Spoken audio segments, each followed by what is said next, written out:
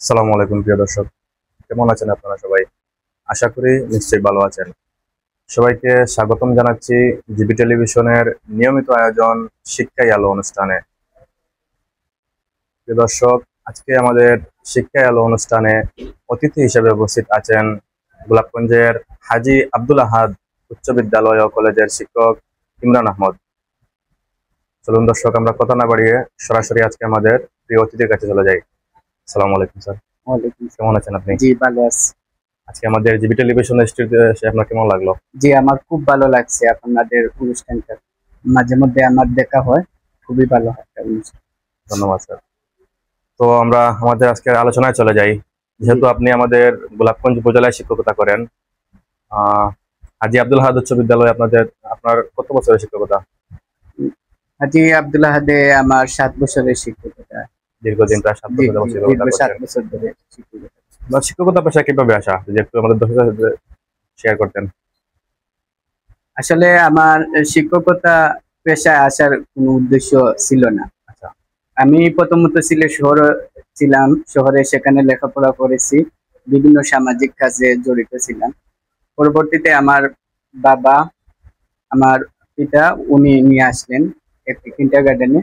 এরপরেই আমি হাজী আব্দুল্লাহ উচ্চ বিদ্যালয় কলেজে ঢুকলাম। তখন সেখানে ঢোকার পরে আমার মনে হলো যে আসলে আমাদের যে এই যে গোলাপগঞ্জের যে শিক্ষা অবস্থাটা, এটা একেবারে শোচনীয় পর্যায়ে। তখন আমি অনেক চেষ্টা করেছি যে কিভাবে শিক্ষার মানটা উন্নয়ন করা যায়। আপনি জানেন, এই যে গোলাপগঞ্জ উপজেলার মধ্যে একেবারে সবচেয়ে পিছিয়ে পড়া যে ইউনিয়ন, সেটি হচ্ছে বাগা ইউনিয়ন। জি আর জি। সেখানে যে একটি উচ্চ বিদ্যালয় আছে, সেখানে কি পর্যন্ত রেজাল্ট হবে সেটা আপনি বুঝতে পারবেন। খুবই সংগ্রাম করে আর কি সেখানে পড়ানো হয়, কষ্ট করা হয়, অনেকগুলো সমস্যা আছে। তো দর্শক, আজকে আমাদের অতিথির আরো একটি বড় পরিচয়। উনি শিক্ষকতার পাশাপাশি কিন্তু মানব কল্যাণ পরিষদ সিলেটের সভাপতি হিসেবে দায়িত্ব পালন করছেন।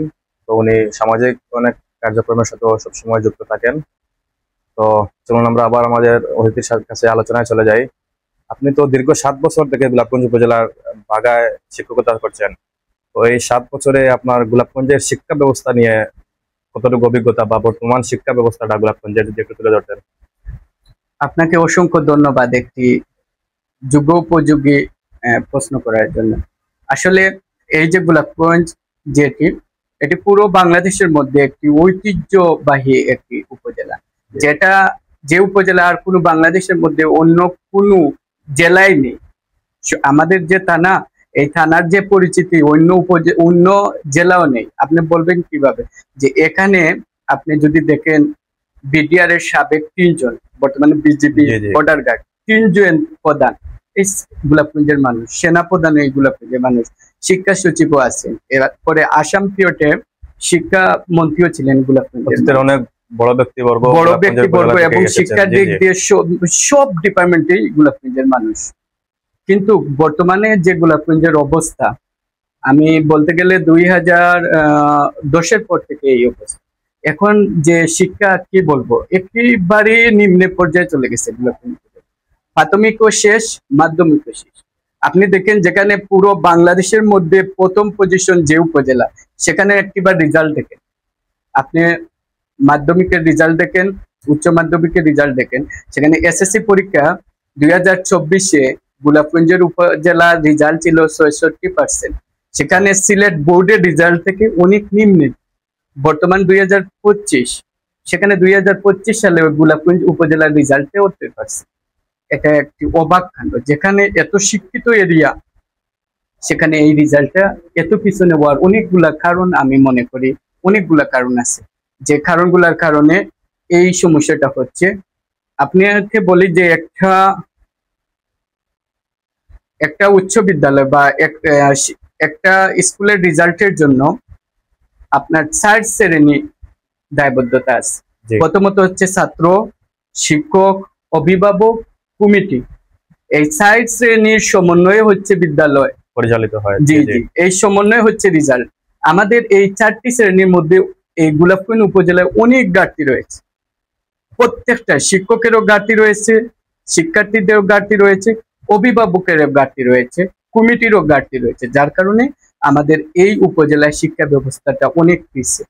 এছাড়া সামাজিকভাবেও আমাদের উপজেলার যারা বড় পর্যায়ে আছেন, সচেতন যারা আছেন, মুরব্বিয়ান আছেন, এদেরও দায়বদ্ধতা আছে, সেখানে এদেরও অনেক ব্যর্থতা আছে। আপনি যদি কোনো খেলা দেখেন, কোনো গেম দেখেন, নৌকাবাজ অনেক টাকা ডালবে, সেখানে এই খেলাটা জয়ী হওয়ার জন্য অনেক চেষ্টা করবে, কিন্তু এই যে বিদ্যালয়ে শিক্ষার্থীরা কিভাবে পড়ছে, তাদের পড়া কি হবে, তাদের জন্য মান উন্নয়নের জন্য পরিকল্পনা, এটা এলাকা ভিত্তিকও হয় না, উপজেলা ভিত্তিক হয় না, যার কারণে আমাদের এই সমস্যাটা হচ্ছে, আমাদের শিক্ষার মান একেবারে পিছিয়ে গেছে। আজকে যে মনে করেন প্রাথমিকের যে শিক্ষা ব্যবস্থা, আমি যদি বলি যে উপজেলার দায়িত্বশীল যিনি উপজেলা শিক্ষা কর্মকর্তা আছেন, প্রত্যেকটা বিদ্যালয়ে, প্রাথমিক বিদ্যালয়ে, সরকারি বিদ্যালয়ে যদি ক্লাস 4 এবং 5 এর যদি একটা তালিকা প্রস্তুত করা হয় যে কারা শুধুমাত্র অক্ষর জ্ঞান আছে, রিডিং পড়তে পারবে, দেখা যাবে সেখানে 50% উপরে যারা রিডিং পড়তে পারে না, যাদের অক্ষর জ্ঞান নেই। তাহলে এই যে শিক্ষার্থী যখন সে হাই স্কুলে যাবে, সে কিভাবে পড়বে? আপনি বলুন।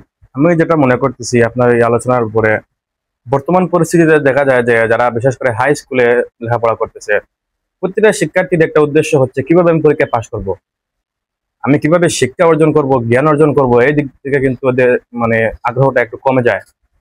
শুধু মানে একটাই আগ্রহ থাকে আমি কিভাবে মানে পাশ করব, কিভাবে ভালো রেজাল্ট করব, কিন্তু রেজাল্টের পাশাপাশি যে আরো আনুষঙ্গিক অনেক কিছু শিকার আছে, এগুলার দিকে একটু হয়তো শিক্ষার্থীরা পিছিয়ে। কিন্তু এই পিছিয়ে থাকার দায়বদ্ধতা আসলে কার? শিক্ষকের, গভর্নিং বডির, নাকি গার্ডিয়ানের? আপনি যে একটু আগে বললেন যে 4টা ইয়ে নিয়ে স্কুল পরিচালিত হয়। জি, আপনি অনেক সুন্দর প্রশ্ন করেছেন। এখানে আমি বলবো, এখানে দায়বদ্ধতা, আমি স্কুলে আমি যখন গেলাম তখন পড়ানো, তখন শিক্ষার্থীদের বললাম যে কার কি ধরনের লক্ষ্য উদ্দেশ্য, তা অনেকেই জানে না।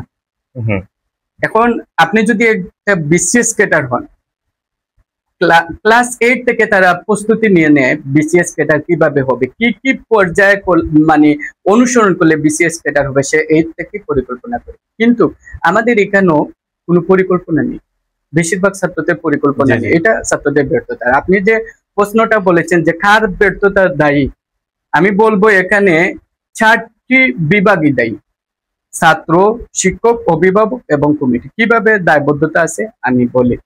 একজন শিক্ষক, একজন আদর্শবান শিক্ষকের কাছে সবচেয়ে বড় বিষয় হচ্ছে শিক্ষার্থী তার পরিচয় কি সেটা না জানা, বরং সব শিক্ষার্থীকে সমান চোখে দেখে। এখানে অনেক শিক্ষক রয়েছেন যারা সমান চোখে স্টুডেন্টদের দেখেন না। জি জি, এটা হচ্ছে টিচারের বড় ব্যর্থতা, যারা দেখেন না। সবাই নয়, অনেক শিক্ষক আছেন, আদর্শবান শিক্ষক আছেন যারা সব শিক্ষার্থীরা সমান দেখেন, অনেকে আবার দেখেন না। এটার জন্য প্রবলেম হচ্ছে যে কোচিং ব্যবসা, এটা প্রাইভেট। হ্যাঁ, এখন সরকার আপনাকে টাকা দেয়, আপনি নিয়মিত পড়াতেন।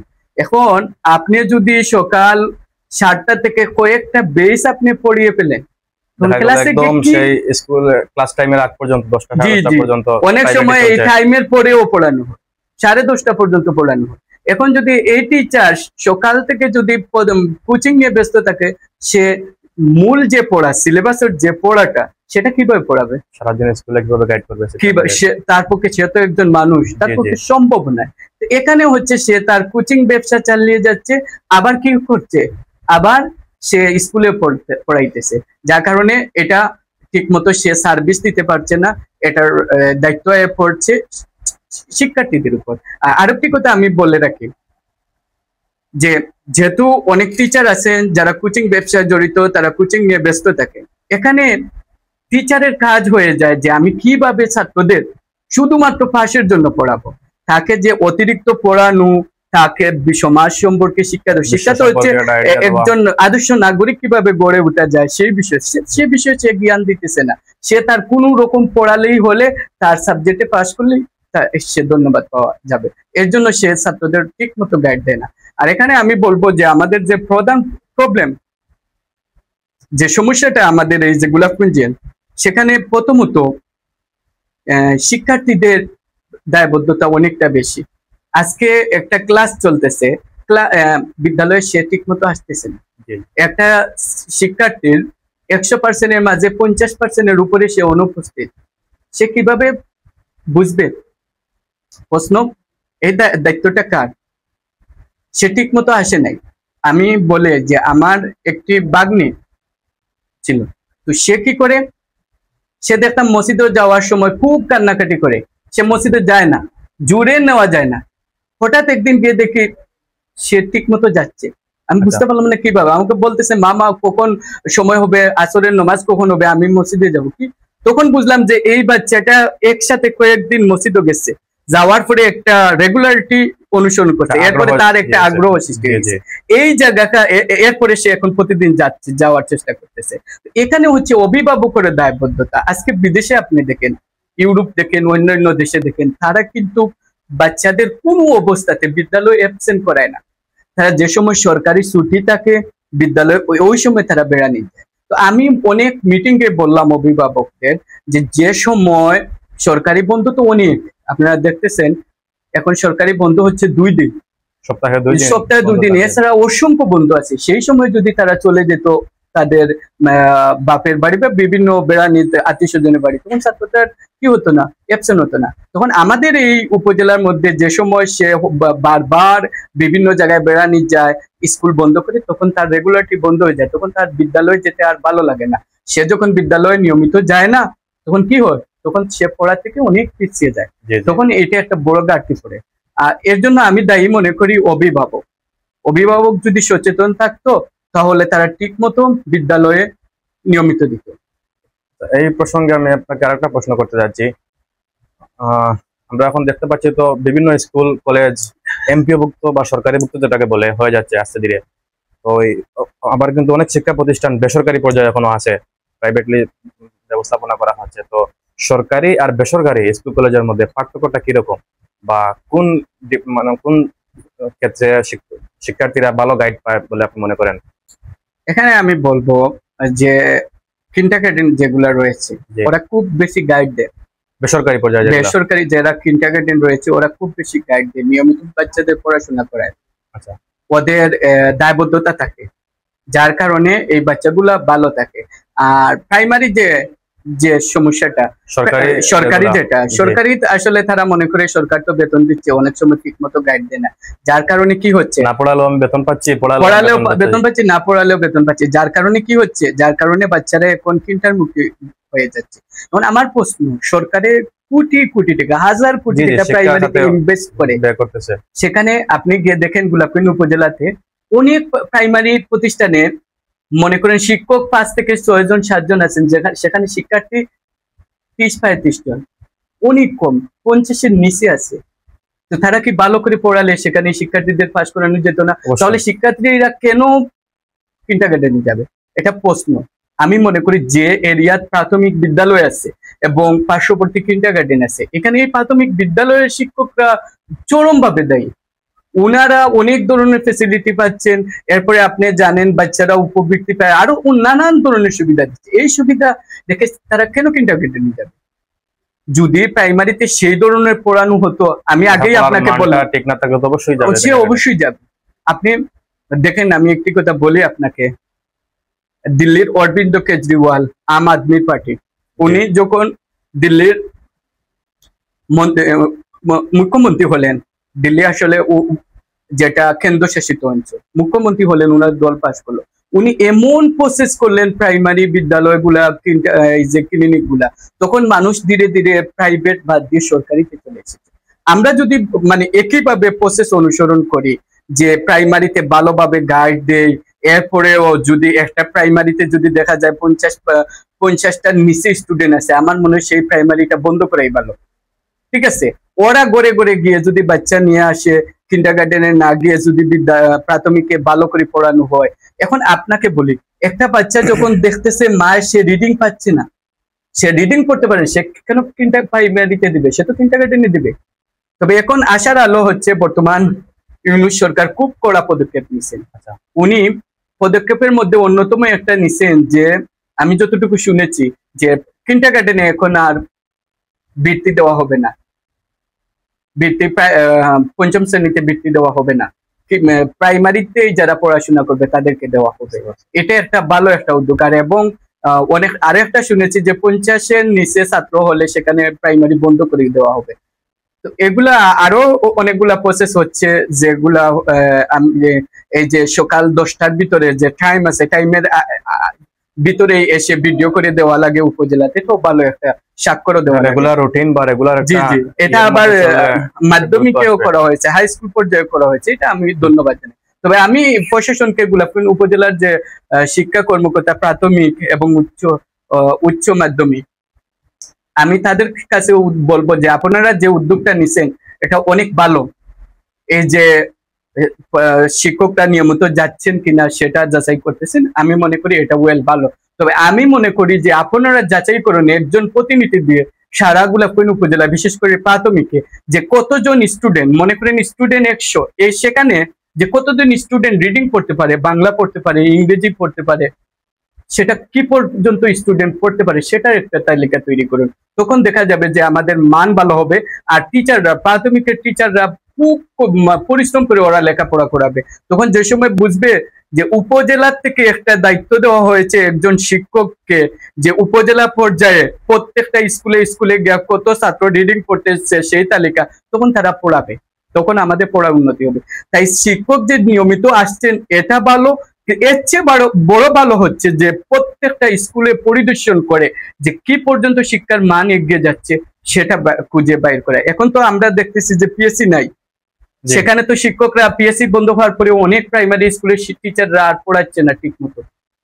এখন যদি যেহেতু পিএসসি নাই, সেহেতু আমি মনে করি যে উপজেলা থেকে যদি উদ্যোগ নেওয়া হয় প্রত্যেক বিদ্যালয়ে গিয়ে যে কারা রিডিং করতে পারে, কতজন স্টুডেন্ট পারে, সেই তালিকা তৈরি করলে আমি মনে করি এটা সমস্যার সমাধান হবে। ধন্যবাদ আপনাকে। আমাদের অতিথির সাথে আমিও আসলে একমত। আমাদের গোলাপগঞ্জ উপজেলা সহ সারা দেশের সব উপজেলার শিক্ষা অফিসার বা শিক্ষা অধিদপ্তরে দেখতে যারা আছেন তাদের উচিত এমপিওভুক্ত সরকারি প্রতিটা বিদ্যালয়ে গিয়ে খোঁজখবর নেওয়া, একটা রেগুলার রুটিন তৈরি করে তদারকি করা, তাহলে হয়তো শিক্ষা ব্যবস্থাটা আরো একটু উন্নত হবে। তো সম্মানিত অতিথি, আমরা আসলে আমাদের অনুষ্ঠানের একদম শেষ পর্যায়ে, সর্বশেষ একটা প্রশ্ন দিয়ে শেষ করব। তো বর্তমান তো আমরা প্রযুক্তির যুগে আমরা বসবাস করছি। দেখা যাচ্ছে যে প্রযুক্তির ইয়েতে শিক্ষা ব্যবস্থার আরো উন্নত হচ্ছে, বিভিন্ন প্রযুক্তিগত দিক দিয়ে বিভিন্ন প্রযুক্তিগত দিক আর কি শিক্ষা ব্যবস্থা ব্যবহার করা হচ্ছে। অতীতে কিন্তু সেই সুবিধাটা ছিল না।